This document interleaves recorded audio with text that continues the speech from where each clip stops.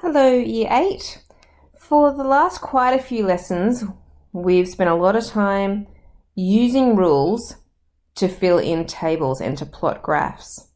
Okay, today we kind of want to reverse it a little bit. What we're going to be doing is I'm going to be giving you a table of values, and you need to be able to go backwards and tell me what the rule would be. And when I say rule, I mean the equation of the line, like these ones that I've made up over here on the side of the page. So something like y equals 2x plus 1, or y equals minus 4x, or y equals minus 3x minus 5.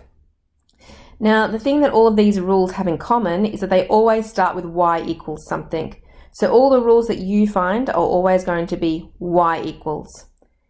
And there's always well, not always, there is a catch there, but usually there is always an x in your equation as well. Okay, so the main thing that you have to find is the two numbers that might be with that x. Okay, so do I need to times that x by 2? Do I need to add a 1 on the end? Now, the easiest way to do this is to follow a little procedure that I'm about to show you. So when I show you a table of values, like in this example number 1 here, the first thing I always do is I look for where the x equals 0. So here is the 0 here. And I want to know what the number is underneath that 0. So in this case, it's the minus 2. That number there is always the number that is at the end of your rule, like this minus 5 down here or the plus 1. It's the number on the end of the rule. Okay, so I know so far that I'm going to have y equals, there's going to be something to do with an x in here, but I'm going to have a minus 2 on the end of it. Now, to work out what is happening with the x, I look at what is happening with these numbers as I go across the bottom here. And I want to know how much they're going up by. So I don't really like looking at the negative numbers. It's often easier to look at the positive ones. To go from 1 to 4 means I'm adding 3. And you can check that with these other ones. To go from minus 2 to 1, yep, I've got a plus 3 there. I've got a plus 3 there. Everywhere you go, you're actually adding 3 as you go along that bottom line. That is the number that goes in front of your x. Okay, so for my rule, I'm going up by 3. So it's going to be y equals 3x. And underneath that 0 is a minus 2, so minus 2 on the end. And that's it. That's the rule. Y equals 3x minus 2. So now we just have to repeat that. For nearly all of your rules, you are going to have a 0 in your table, as you can see in most of these ones that are down there. However, there is going to be the odd one where you won't have a 0 in it, like part B here. So unfortunately, I can't find my number on the end. But instead, what I can do is I can see what these are changing by as I go across here. Now, minus 5 to minus 7, they're actually going down. So I'm actually subtracting 2. As I go across here, I am subtracting 2. So that means it's going to be y equals a minus 2x. And I need to know if there's going to be a number on the end. So because I don't have a 0 this time, what I can do is I can check one of my values. So what I will do is I'll start with this 3 here. If I type in my calculator here, minus 2 times 3, minus 2 times 3, that gives me minus 6. But I know that I need an answer of minus 5, which means that I'm going to have to plus 1 to get my answer. Now you can check that with as many points as you like to see if that rule actually works. So let's test it with this 7.